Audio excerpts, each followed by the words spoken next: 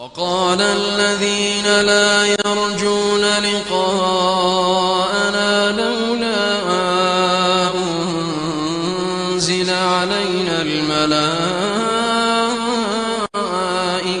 أو نرى ربنا لقد استكبروا في أنفسهم وعتوا عتوا كبيرا يوم يرون الملائكة لا بشرى يومئذ للمجرمين ويقولون حجرا محجورا